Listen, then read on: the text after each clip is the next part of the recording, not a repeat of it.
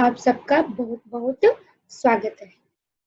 तो बच्चों, जैसा कि आप सभी जानते हैं, पिछली क्लास में हमने संज्ञा के बारे में पढ़ा था।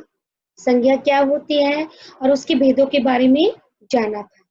तो बच्चों, आज हम संज्ञा पाठ के अभ्यास कार्य को करने जा रहे हैं।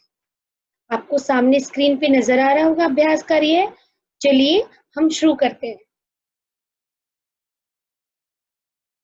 बच्चों, हमारा जो पहला प्रश्न है क्या है वो देखिए। सही उत्तर पर सही का चिन्ह लगाइए। बच्चों, हमारे सामने प्रश्न है और हर प्रश्न के 3-3 उत्तर दिए गए हैं। हमें सही उत्तर पे निशान लगाना है। जैसे संज्ञा के कितने भेद होते हैं? तो बच्चों, आप सभी जानते हैं 2, 3 और 4। इनमें से सही उत्तर क्या होगा? सही, यस। हम क्या उत्तर लिखेंगे बच्चों? 3। संज्ञा के कितने भेद होते हैं? 3।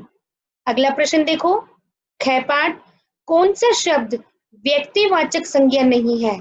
यानी कि व्यक्ति का नाम जो होगा वो व्यक्तिवाचक संज्ञा है, नहीं तो हम उससे व्यक्तिवाचक संज्ञा नहीं मानेंगे। ताजमहल, राजेंद्र प्रसाद, गाड़ी। तो बच्चों, आपको बिल्कुल पता लग गया होगा कि व्यक्तिवाचक संज्ञा कौन सी नहीं है इसमें? गाड़ी।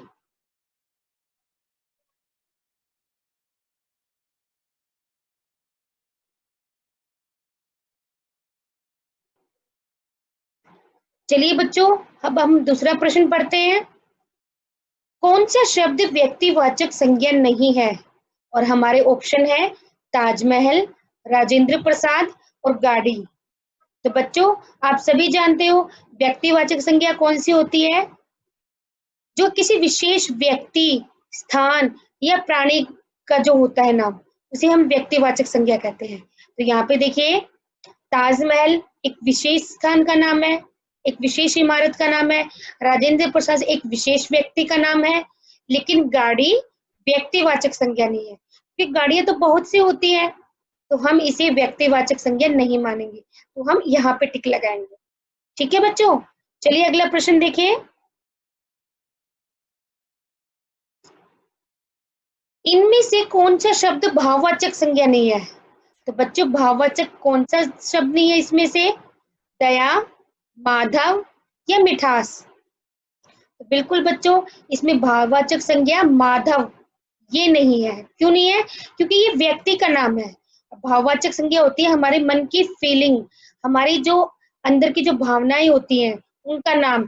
तो हम किस पे टिक लगाएंगे? माधव पे, क्योंकि दया और मिठास हमारी भावनाएं होती है जिनको हम संज्ञा बोलते हैं, भाववाचक संज्ञा।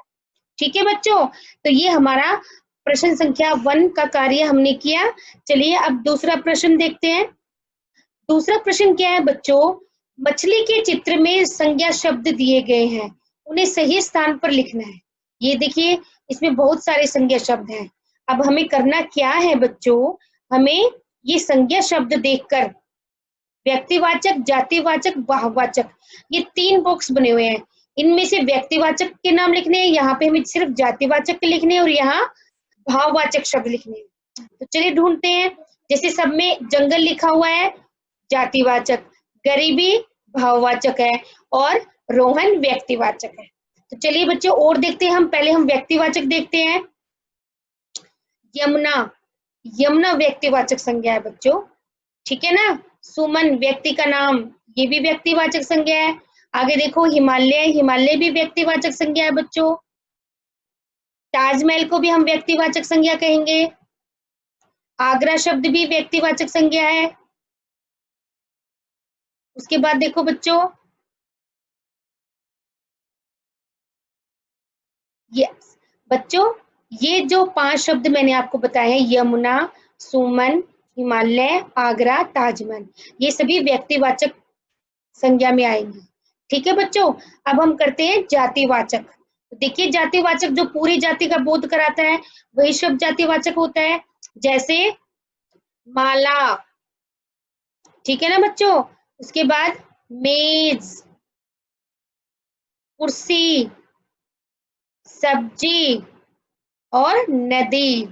ये पांचों शब्द जातिवाचक में आएंगे क्योंकि ये पूरी जाति का बोध कराते हैं हमें, किसी एक विशेष व्यक्ति स्थान का नहीं, पूरी जाति के बारे में। ठीक है ना बच्चों। और अगला हमारा है भाववाचक। भाववाचक संज्ञा देखो बच्चों, घृणा, क्योंकि जो मन के अंदर की जो होती है हमारी फीलिंग, उन्हीं को हम भाववाचक संज्ञा का नाम देते हैं। घृणा, सच्चाई, प्रसन्नता, मिठास,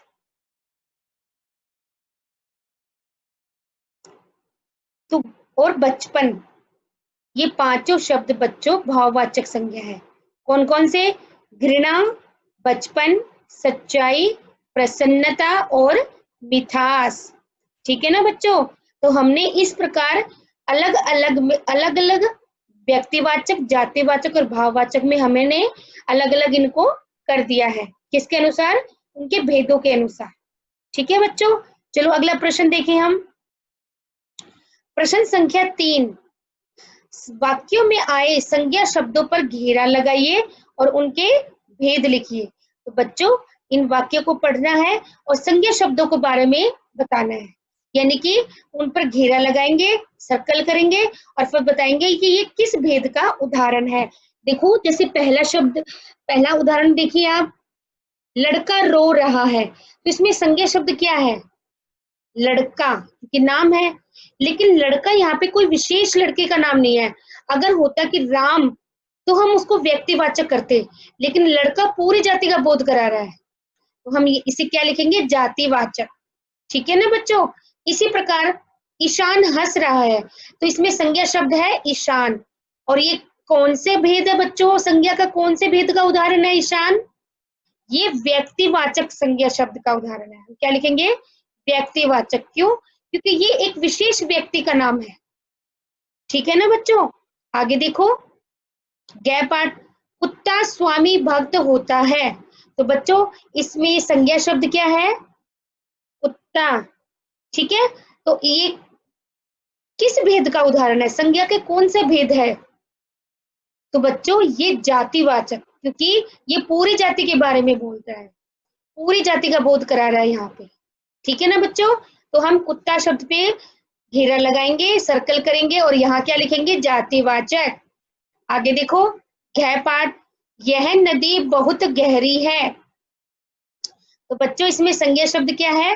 नदी, क्योंकि ये विशेष नदी नहीं है, सभी नदियों के बारे में बोल, जैसे नदी तो बहुत सी होती है, तो उसे जातिवाचक में लेंगे हम, जो पूरी जाति का बोध कराए। ठीक है ना बच्चों।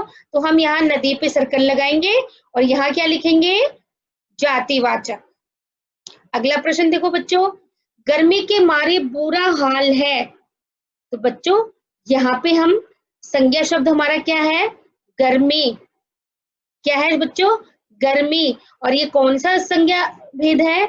ये है भाववाचक, क्योंकि हम उसको महसूस कर सकते हैं। ठीक है ना बच्चों। तो हम क्या लिखेंगे? भाववाचक।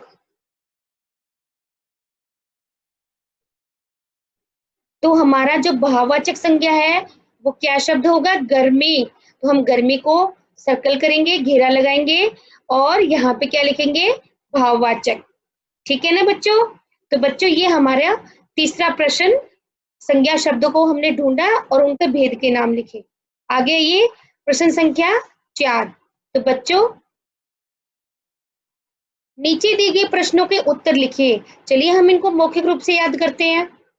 कै, संज्ञा किसे कहते हैं? तो बच्चों आप सभी जानते हो, संज्ञा किसी व्यक्ति, वस्तु, स्थान, प्राणी या भाव के नाम को संज्ञा कहते हैं। ठीक है ना बच्चों। अगला प्रश्न देखो, संज्ञा के कितने भेद होते हैं? तो जैसा कि आप सभी जानते हैं, हम क्या कहेंगे? संज्ञा के 3 भेद होते हैं। पहला व्यक्तिवाचक संज्ञा, दूसरा जातिवाचक संज्ञा और तीसरा भाववाचक संज्ञा। ठीक है बच्चों। अगला प्रश्न देखो, भाववाचक संज्ञा किसे कहते हैं? तो बच्चों इसका उत्तर हम क्या लिखेंगे? भाववाचक संज्ञा मतलब जिन संज्ञा शब्दों से किसी व्यक्ति, किसी वस्तु या प्राणी के अवस्था या उसके भावों का पता चलता है, उसे हम भाववाचक संज्ञा कहेंगे। यानी किसी भी वस्तु या प्राणी की अवस्था या उसके भाव का पता चले, वो जो शब्द होते हैं वो भाववाचक संज्ञा शब्द कहलाएंगे। तो बच्चों, इस प्रकार हमने अपना अभ्यास कार्य पूरा किया। आप इन्हें दोबारा से अच्छे से समझिए और इनका अभ्यास करिए।